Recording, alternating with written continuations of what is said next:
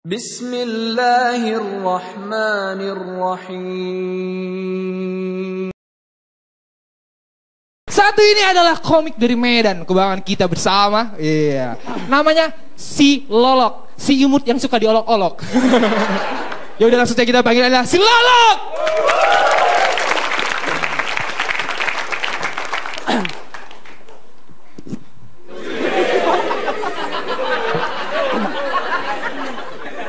Selamat malam Metro TV.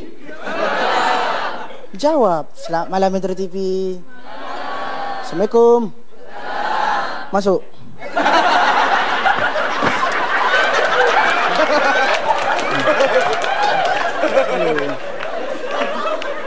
Ini sabar. Jangan ketawa dulu. Nanti lupa materiku.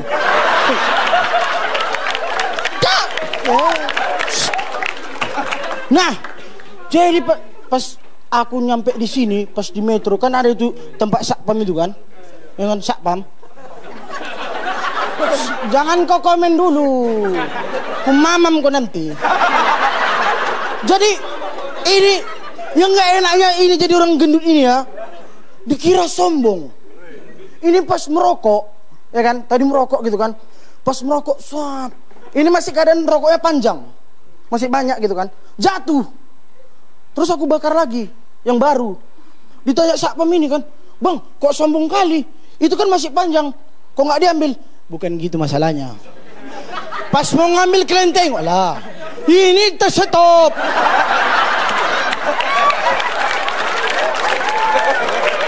Agak payah sini ngambilnya, nggak sedap ya. Oke, ini cerita tentang kita Indonesia. Oke, gas. Cerita tentang kita Indonesia.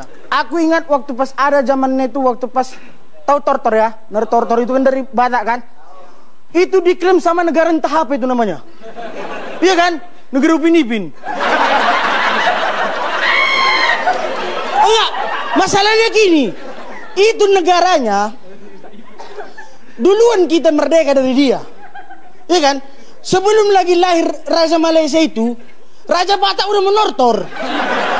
Kok diklaimnya pula itu kan? Ini kan ngajak berantem. Nah, kalau seandainya kami emosi, terus kami bilang Upin Ipin itu jadi punya kita, apa nggak sedap? Iya kan? Upin Ipin kan ngomong betul. Iya kan? Iya kan? Jadi kalau seandainya kita klaim betul. Kalian kira di situnya, kalau orang Medan ada ujungnya, betul, bah.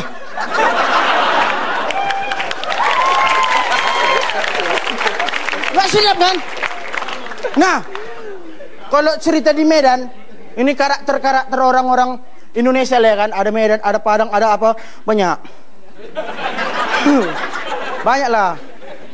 Ya kan? Ini kalau seandainya pas pacaran, kalau kita gombal-gombal gitu, kan ada modelnya kayak gini kan. Gak old school gitu kan. Oh, bapak kamu ini ya? Kan gitu kan. Dan terus cewek yang jawab gitu kan, iya gitu kan. Kalau di Medan klentes gitu, belum lagi siap ngomong misalnya, bapak kamu? Iya bapak aku, kenapa banyak?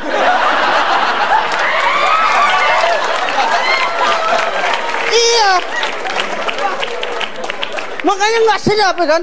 Terus ada lagi kan, ada lagi kayak gini. Aku mau ngomongin sesuatu nih, gitu kan? Iya, ya kan pasti ditungguin ya kan? Kalau sama Medan, aku mau ngomongin sesuatu nih, iya kan udah ngomong kayak itu. Kok kalau ngomong sama tele-tele kau? Iya kan? Nah, jadi ada lagi cerita kalau tentang Indonesia. Indonesia itu adalah negara besar. Negara besar itu harus menghargai jasa para pahlawannya. Betul kan? Cuman yang gak sedap, setelah ku datang gak ada pahlawan yang gendut. Bukan, permasalahannya seandainya dia ikut perang ke hutan. Aku kalau seandainya aku lepas zaman itu jadi pahlawan aku kan, aku takut. Bukan takut sama binatang buas, lapar. Jadi kalau seandainya binatang buas lewat gitu kan, singa gitu lewat, ku balas apa kok?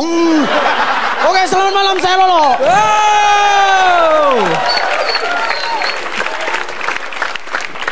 Si Lolo.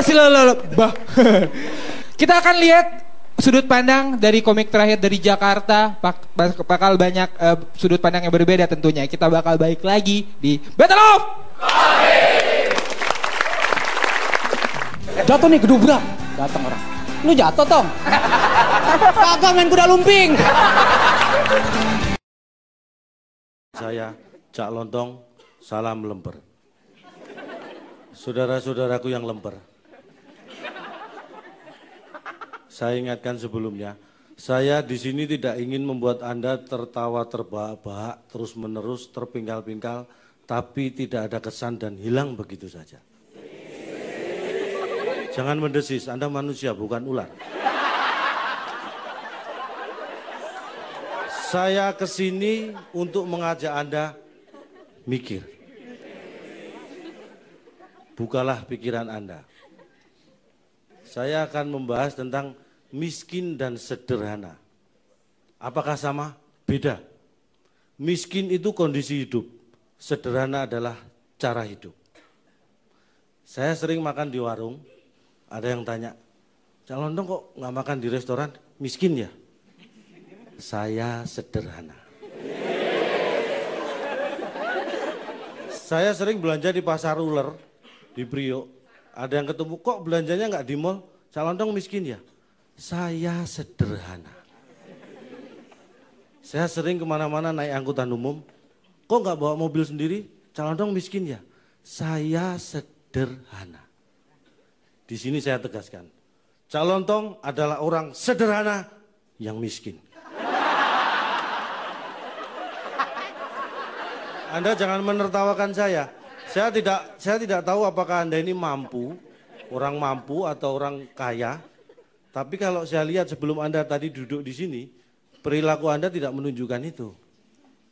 Anda tadi datang, mungkin di absen, ambil nasi box, dan Anda makan. Itu bukan perilaku orang yang mampu. Jadi Anda jangan menertawakan orang miskin. Kalau Anda orang yang mampu, mestinya ambil nasi box, berikan pada yang berhak. Saya. Biar saya bawa pulang.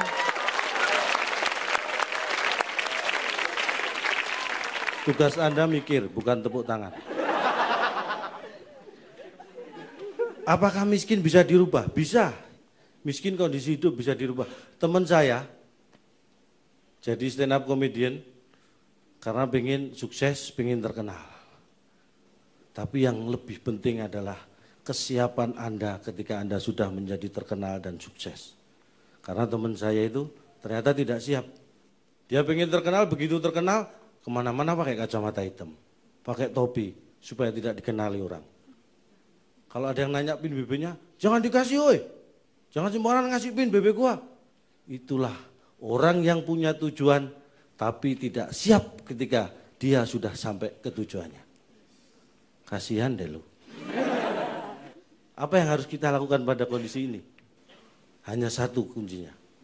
Sederhana. Nunggu apa lagi? Sudah. Satu kata, sederhana. Sederhana itu tidak berjalan sejajar dengan orang miskin. Belum tentu. Sederhana belum tentu berjalan sejajar dengan orang kaya. Belum tentu berjalan sejajar dengan orang sukses. Tapi sederhana berjalan sejajar dengan orang yang bijaksana.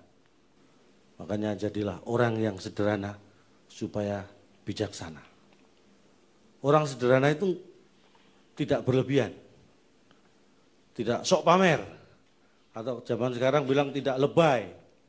Jadi kalau seperti saya ini ya nggak perlu pamer. Saya nggak perlu pamer kalau di kantong saya ini ada 100.000 misalnya. Nggak perlu. Kantong satunya misalnya ada. Ini nggak perlu dipamerkan. Belum lagi yang di kantong atas. Ada. Ini lebay namanya. Lebay. Loh ada lagi. Lebay. Ini nggak harus dipamerkan. Itu lebay namanya.